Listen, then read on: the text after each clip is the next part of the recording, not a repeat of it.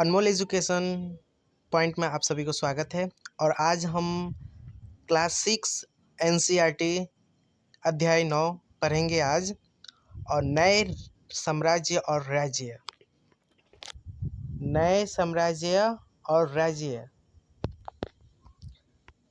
अरविंद राजा बना। अरविंद अपने स्कूल में खेले जाने वाले नाटक में राजा का भूमिका अदा करने के लिए चुना गया। उसने सोचा था कि वह शाही वेशभूषा में मूंछों पर ताव देते हुए रूपहले कागज में लिपटी तलवार को शान से पकड़कर चहलकदमी करेगा। क्या करेगा? चहलकदमी करेगा। जरा सोचो उसे कितनी हैरानी हुई जब उसे बताया गया कि उसे बैठकर वीणा भी बजानी होगी और कविता पाठ भी करना होगा। एक संगीतज्ञ राजा कौन हो सकता है? वह अरविंद सोचने लगा। क्या बताती है परिस्थितियाँ? दरअसल अरविंद गुप्त वंश के प्रसिद्ध राजा चंद्रगुप्त की भूमिका अदा करने जा रहा था। चंद्रगुप्त के बारे में हमें इलाहाबाद में अशोक स्तंभ पर खुदे एक लंबे अभिलेख से पता चलता है कि इसकी रचना चंद्रगुप्त के दरबार में कवि व मंत्री रहे हरिसेन द्वारा एक काव्य के रूप में की गई थी।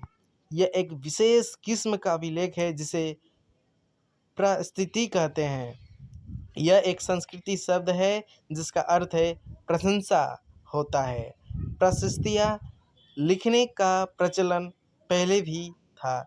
तुमने अध्याय 8 में गौतमीपुत्र श्री सातकर्णी की प्रस्तुति के बारे में पढ़ा, परंतु गुप्त काल में इनका महत्व और बढ़ गया। चंद्रगुप्त की प्रस्तुति। आओ देखें चंद्रगुप्त की प्रस्तुति हमें क्या बताती है।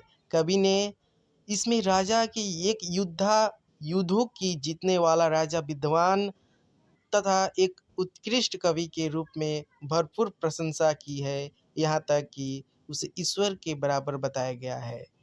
प्रशस्तियाँ में लंबे लंबे वाक्य दिए गए हैं। यहाँ वैसे एक वाक्य का अंश दिया गया है। योद्धा चंद्रगुप्त। योद्धा जिनका शरीर युद्ध मैदान में कुठारों, कुल्हाड़ियों, तीरों, भालों, बच्छरों, तलवारों, लोहे की गदाओं, नुकीले तीरों तथा अन्य सैकड़ों हाथियों से लगे घावों के दाग से भरे होने के कारण अत्यंत सुंदर दिखता है। अगले तुम मानचित्र 7 को गौर से देखो तो पाओगे कि क्षेत्र को हरे रंग से रंगा हो गया है।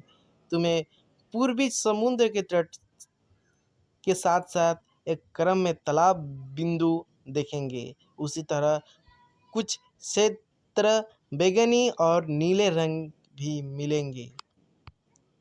यह मानचित्र इस प्रस्तुति में प्राप्त जानकारियों के आधार पर बनाया गया है। हरिसेन 4 भिन्न प्रकार के राजाओं और उनके प्रति चंद्रगुप्त की नीतियों का वर्णन करते हैं। मानचित्र में हरे रंग का क्षेत्र आर्यावर्त के उन 9 शासकों का है जिन्हें चंद्रगुप्त ने हराकर उनके राज्यों का अपने साम्राज्य में मिला लिया। इसके बाद दक्षिणापथ के 12 शासक आते हैं। इनमें से कुछ की राजधानियों की दिखाने के लिए मानचित्रों पर लाल बिंदु दिए गए हैं। इन सब ने हार जाने पर चंद्रगुप्त के सामने समर्पण किया तथा चंद्रगुप्त ने उन्हें फिर से शासन करने की अनुमति दे दी। पड़ोसी देशों के आंतरिक घेरा बैंगनी रंग से रंगा गया है। इसमें असम, तटीय बंगाल, नेपाल और उत्तर पश्चिमी के कई गण या संघ अध्याय 5 याद करो आते हैं। चंद्रगुप्त के लिए उपहार लाते थे, उनकी आज्ञाओं का पालन करते थे तथा उनके दरबार में उपस्थिति हुआ करते हैं। बाहर इलाके के शासक जिन्हें नीले रंग से रंगा गया है संभवतः कुषाण तथा शक वंश के थे। इनमें श्रीलंका के शासक भी थे। उन्होंने चंद्रगुप्त की अधीनता स्वीकार की और अपनी पुत्रियों का विवाह उससे किया। ये देखिए आपको दिखाई देगा, ब्लैक कलर का है, एक ब्लैक कलर का भी है, यहाँ रेड कलर का है। ये आप स्क्रीनशॉट आप कर लीजिए इसको। अब बारीकी से देखिएगा। देखिए यहाँ पर थानेसर है, कनौज है, मथुरा है, उज्जैन है, वल्लभी है, भरूच है। इस तरह से यहाँ पर देखिए पाटलिपुत्र है, नालंदा है, प्रयाग है। प्रयाग मतलब प्रयाग है। अजंता है, अजंता की गुफा यहाँ पर स्थित है। सातवाहन, चालुक्य, पल्लव, कच्चीपुरम, चोल, मुदेरे, पांडे। यहाँ पर दिया गया है, यहाँ पर क्या दिया गया है कि आंतरिक राज्य और बाहरी राज्य आवर्त नगर दिए गए हैं। यहाँ पर बताया गया है ये नगर गुप्त वंश के द्वारा जीते गए, यानी जो गुप्त वंश के द्वारा जीते गए हैं वो रेड कलर यानी लाल कलर से रंगा गया है, लाल कलर से रंगा गया है। देख लीजिए एक बार फिर भी स्क्रीनशॉट आप कर लीजिए। वंशावलियाँ अधिकांश प्रशस्तियाँ शासकों के पूर्वजों के बारे में भी बताती है। यह प्रशस्ति चंद्रगुप्त के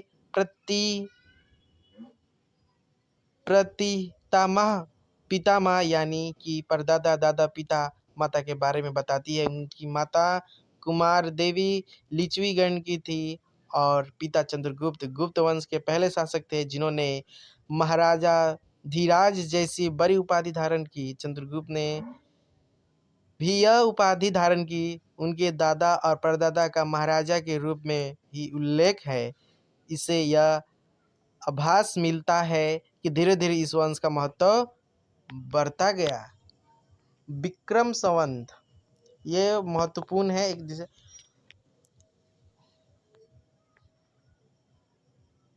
58 ईसा पूर्व में प्रारंभ होने वाले विक्रम संवत को परंपरागत रूप से गुप्त राजा चंद्रगुप्त द्वितीय के नाम से जोड़ा जाता है। चंद्रगुप्त द्वितीय के नाम से जोड़ा जाता है और ऐसा कहा जाता है कि उन्होंने शकों पर विजय के प्रतीक के रूप में इस संवत की स्थापना की तथा विक्रमादित्य की उपाधि धारण की। चंद्रगुप्त के बारे में हमें उनके बाद के शासकों जैसे उनके बेटे चंद्रगुप्त द्वितीय की वंशावली पूर्वजों की सूची में भी जानकारी मिलती है। उनके बारे में अभिलेखों तथा सिक्कों से पता चलता है कि उन्होंने पश्चिमी भारत में सैन्य अभियानों अंतिम शक शासक को परास्त किया। बाद में ऐसे विश्वास किया जाने लगा कि उनका दरबार विद्वानों से भरा रहा था। इनमें से कुछ के बारे में जानकारी अध्याय 10 में मिलेगी। हर्षवर्धन तथा हर्ष चरित्र जिस तरह गुप्त वंश के शासकों के बारे में अभिलेखों तथा सिक्कों से पता चलता है, उसी तरह कुछ अन्य शासकों के बारे में उसकी जीवनी से पता चलता है। ऐसे ही एक राजा हर्षवर्धन थे जिन्होंने करीब 1400 साल पहले शासन किया। इनके दरबारी कवि वर्णभट्ट ने संस्कृत में उनकी जीवनी हर्षचरित लिखी। यानी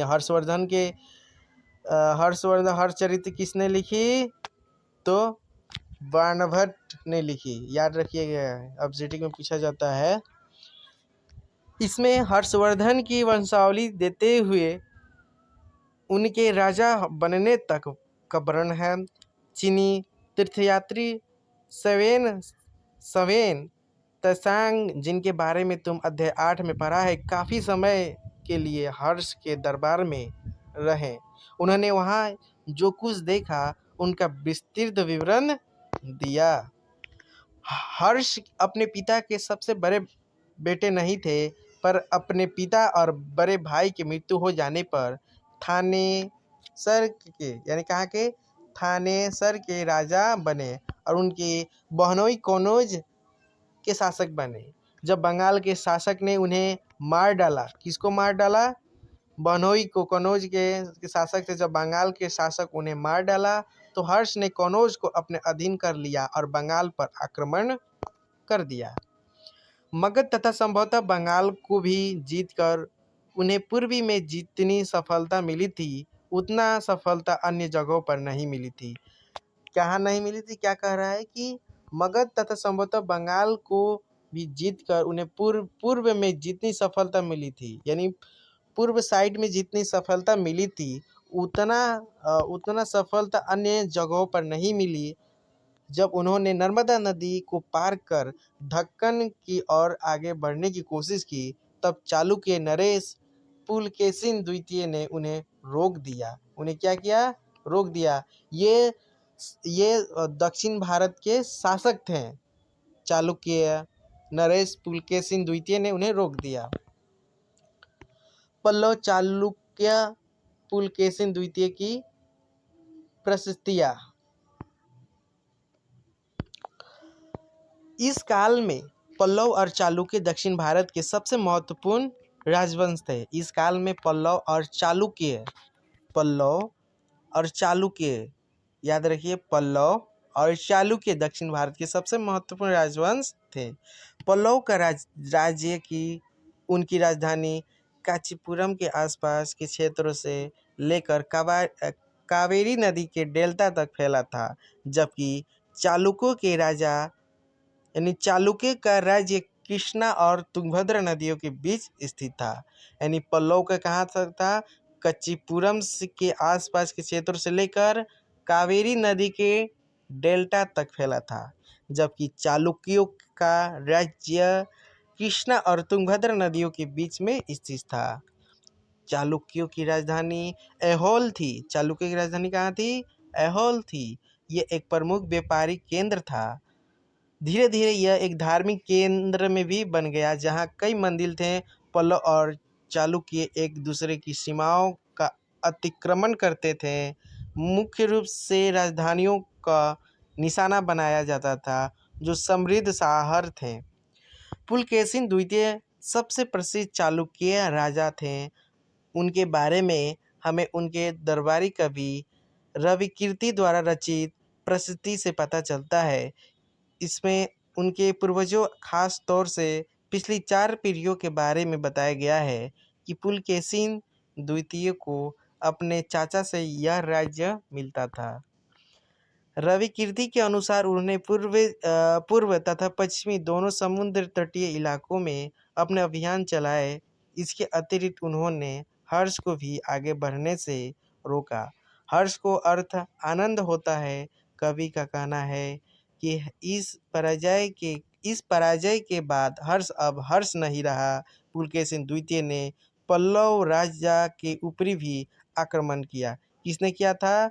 पुलकेशिन द्वितीय ने पल्लव राजा के ऊपर भी आक्रमण किया, जिसे कच्चीपुरम की दीवार के पीछे शरण लेनी पड़ी। यानी यहाँ पूछेगा पुलकेशिन द्वितीय ने पल्लव यानी चालुक्य के वंश के पुलकेशिन द्वितीय ने पल्लव राजा के ऊपर आक्रमण किया और कच्चीपुरम की दीवार के पीछे शरण ली थी। कच्चीपुरम से लेकर कावेरी नदी तक था इनका, चालुक्य का, सॉरी पल्लव का था। किसका था? पल्लव का था। पुलकेशिन द्वितीय ने पल्लव राजा के ऊपर भी आक्रमण कर दिया, जिसे कच्चीपुरम की दीवार के पीछे शरण ली। यानी पल्लव का राज्य कहाँ तक था? तो राज्य इनका कच्चीपुरम से लेकर कावेरी नदी तक फैला था। पर चालुक्य की विजय अल्पकालीन थी। लड़ाई से दोनों वंशों दुर्लभ होते गए। पल्लव और चालुक्यों को अंततः राष्ट्रकूटों तथा चोल वंशों ने समाप्त कर दिया। इसके बारे में तुम कक्षा 7 में पढ़ोगे। यानी इनका कहने का मतलब यह है, चालुक्यों की विजय अल्पकालीन थी। जब चालुक्य वंश पुलकेशिन द्वितीय ने पल्लव को पल्लव को पराजय करने के बाद उनके विजय क्या था, अल्पकालीन यानी कुछ समय के लिए था। लड़ाई से दोनों वंश दुर्लभ हो गए थे। कौन कौन वंश दुर्लभ हो गए थे? तो पल्लव वंश, चालुक्य वंश दुर्लभ हो गए थे। पल्लव और चालुक्यों को अंततः देखिए यहाँ पर दुर्लभ हो गए थे, और पल्लव और चालुक्य को अंततः राष्ट्रकूट तथा चोल वंश क्या कर दिया, समाप्त कर दिया। इनके बारे में तुम कक्षा 7 में पढ़ोगे। इन राजाओं का प्रशासन कैसे चला? पहले के राजाओं की तरह इन राजाओं के लिए भूमि कर व सबसे महत्वपूर्ण बना। प्रशासन के प्राथमिक इकाई गांव होते थे, लेकिन धीरे धीरे कई नए बदलाव आए। राजाओं ने आर्थिक, सामाजिक, राजनीतिक या सैन्य शक्ति रखने वाले लोगों के समर्थन जुटाने के लिए कई कदम उठाए। उदाहरण तौर पर कुछ महत्वपूर्ण प्रशासकीय पद आनुवंशिक बन गए। आनुवंशिक का मतलब होता है पीढ़ी दर पीढ़ी अपने वंश को बनाना, अर्थात बेटे अपने पिता के पद पर पाते थे। जैसा कि कवि हरिसेन अपने पिता की तरह महादंड नायक अर्थात मुख्य न्याय अधिकारी थे। कभी कभी एक व्यक्ति कई पदों पर कार्य करता था, जैसे कि हरिसेन एक महादंड नायक होने के साथ साथ कुमारमात्यय अर्थात एक महत्वपूर्ण मंत्री था। एक संधि विग्रहिक अर्थात बुद्धि और शांति के विषयों का भी मंत्री था। संभवतः वहाँ के स्थानीय प्रशासन में प्रमुख व्यक्तियों का बहुत बोलबाला था। इनमें नगर श्रेष्ठी यानी मुखिया, बैंकर या शहर का व्यापारी, सारथवा यानी व्यापारियों के काफिले का नेता, प्रथम कुलीक अर्थात मुख्य शिल्पकार तथा काश्यानों यानी लिपिकों के प्रधान जैसे लोग होते थे। इस तरह की नीतियाँ कुछ हद तक प्रभावशाली होती थी, पर समय के साथ साथ इसमें कुछ व्यक्ति इतने अधिक शक्तिशाली हो जाते थे कि अपने स्वतंत्र राज्य स्थापित कर लेते थे। एक नए प्रकार की सेना। कुछ राजा अपनी भी पुराने राजाओं की तरह एक सुसंगठित सेना रखते थे, जिसमें हाथी, रथ, घुड़सवार और पैदल सिपाही होते थे। इसके साथ साथ कुछ सेनानायक भी होते थे, जो आवश्यकता पड़ने पर आवश्यकता पड़ने पर राजा को सैनिक सहायता दिया करते थे। इन सेनानायकों को कई नियमित वेतन नहीं दिया जाता था। बदले में इनमें से कुछ को भूमि दान दिया जाता था। दी गई भूमि से ये कर वसूलते थे, जिसे वे सेना तथा घोड़ों की देखभाल करते थे। साथ ही वे इसे युद्ध के लिए हथियार जुटाते थे। इस तरह के व्यक्ति सामंत कहलाते थे। क्या कहलाते थे? सामंत कहलाते थे। वहीं जहाँ कहीं भी शासक दुर्बल होते थे, यह सामंत स्वतंत्र होने की कोशिश करते थे। यह सामंत स्वतंत्र होने की कोशिश करते थे, यानी उनके छुटकारा पाने की कोशिश करते थे। दक्षिण के राजाओं में सभाएं। पल्लव के अभिलेखों में कई स्थानीय सभाओं की चर्चा है। इनमें से एक था ब्राह्मण भूस्वामियों का संगठन, जिसे सभा कहते थे। ये सभाएं उप समितियों के जरिए सिंचाई, खेती बाड़ी से जुड़े विभिन्न काम, सड़क निर्माण, स्थानीय मंदिरों की देखरेख आदि का काम करती थी। जिन इलाकों में भूस्वामी ब्राह्मण नहीं थे वहाँ उर नामक ग्राम सभा की होने की बात कही गई है। नगरमह व्यापारियों की एक संगठन का नाम था। संभवतः इन सभाओं पर धनी तथा शक्तिशाली भूस्वामियों और व्यापारियों का नियंत्रण था। इनमें से बहुत सी स्थानीय सभाएं शताब्दियों तक काम करती रही। उस जमाने में आम लोग ठीक है, उस जमाने में आम लोग, चलिए आम लोगों में साधारण जीवन की थोड़ी बहुत झलक हमें नाटकों तथा कुछ अन्य स्रोतों से मिलती है। चलो इसके कुछ उदाहरण देखते हैं। कालिदास अपने नाटकों में राजा दरबार के जरिए अब राजा दरबार के जीवन के चित्रण के लिए प्रसिद्ध है। इन नाटकों में एक रोचक बात यह है कि राजा और अधिकांश ब्राह्मणों को संस्कृत बोलते हुए दिखाया गया है, जबकि अन्य लोग तथा महिलाएं प्राकृत बोलते हुए दिखाए गए हैं। उनका सबसे प्रसिद्ध नाटक अभि अभिज्ञान अभिज्ञान अभिज्ञान शाकुंतलम दुष्यंत नामक एक राजा और शाकुंतला नाम की एक युवती की प्रेम कहानी है। इस नाटक में एक गरीब मछुआरे के साथ राजकर्मचारियों के दुर्व्यवहार की बात कही गई है। एक मछुआरों का एक अंगूठी मिली एक मछुआरे की एक अंगूठी मिली एक मछुआरे की एक कीमती अंगूठी मिली। यह अंगूठी राजा ने शकुंतला को भेंट की थी, पर दुर्घटनावश उसे एक मछली निगल गई। जब मछुआरा इस अंगूठी को लेकर राजमहल पहुंचा तो द्वारपाल ने उस पर चोरी का आरोप लगाया और मुख्य पुलिस अधिकारी भी बहुत बुरी तरह से पेश आया। राजा उस अंगूठी को देखकर बहुत खुश हुए और उन्होंने मछुआरे को इनाम दिया। पुलिस वाला और द्वारपाल मछुआरे से इनाम का कुछ हिस्सा हड़पने के लिए इसके साथ शराब खाने चले पड़े। कहाँ चले गए? शराब खाने चले गए। चीनी तीर्थयात्री फासियन का ध्यान उन लोगों की दुर्गति पर भी गया जिन्हें ऊंचे और शक्तिशाली लोग अछूत मानते थे। इन्हें शहरों के बाहर रहना पड़ता था। ये लिखते हैं, अगर इन लोगों को शहर या बाजार के भीतर आना होता था तो सभी लोग आगाह करने के लिए क्या करने के लिए आगाह करने के लिए यह लकड़ी के एक टुकड़े पर चोट करते रहते थे। लकड़ी के एक टुकड़े पर चोट करते रहते थे। यह आवाज़ सुनकर लोग सतर्क होकर अपने को छू जाने से या किसी भी प्रकार के संपर्क से बचाते थे।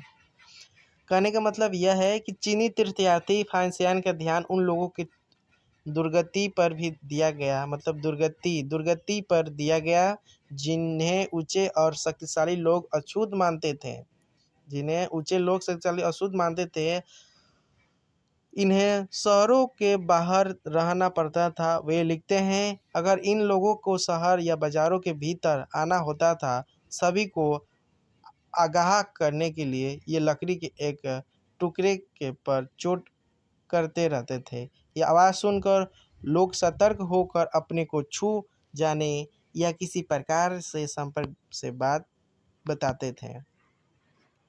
एक जगह बाणभट्ट द्वारा अभियान पर निकली राजा की सेना का बड़ा सजीव चित्रण किया गया है। राजा की सेना। राजा बड़ी मात्रा में राजाओं सामान लेकर यात्रा करते थे। इनमें हथियारों के अतिरिक्त रोजमर्रा के उपयोगों में आने वाली चीज़ें जैसे बर्तन, असबाब जिसमें सोने के पायदान भी शामिल थे, खाने पीने का सामान, बकरी, हिरन, खरगोश, सब्जियां, मसाले आदि विभिन्न प्रकार की चीज़ें शामिल होती थी। ये सारी चीज़ें ठेले गाड़ियों पर या ऊँटों तथा हाथियों जैसे सामान ढोने वाले जानवरों के पीठ पर लाद कर ले जाती थी। इस विशाल सेना के साथ साथ संगीतकार नागरे, बिगुल तथा तुरही बजाते हुए चलते रहते थे। रास्ते में पड़ने वाले गांव वालों को उनका सत्कार करना पड़ता था। वे दही, गुड़ तथा फूलों का उपहार लाते थे तथा जानवरों के चारा भी देते थे। वे राजा से भी मिलना चाहते थे ताकि अपनी शिकायत या कोई अनुरोध उनके सामने रख सके, पर ये सेनाएं अपने पीछे विनाश और विध्वंस विध्वंस की निशानी छोड़ जाती थी। अक्सर गांव वालों की झोपड़ियां हाथी कुचल डालते थे और व्यापारियों के काफिलों में जुटे बैल इस हलचल भरे माहौल से डरकर भाग खड़े होते थे। बार्नभट लिखते हैं, पूरी दुनिया धूल के गर्द में डूब जाती है। पूरी दुनिया धूल के गर्द में मिल जाती है। उपयोगी शब्द यहाँ पर दिया गया है। प्रशस्ति, आर्यावर्त, दक्षिणापद, वंशावली, आनुवंशिक, पदाधिकारी, सामंत, सभा, नरगमा, नगरम दिया गया है। ये ऑब्जेक्टिव हम बताएंगे, इसका आंसर हम कराएंगे। पिछले ये जब हम पढ़ा लेते हैं उसके बाद से हम इसको बताएंगे।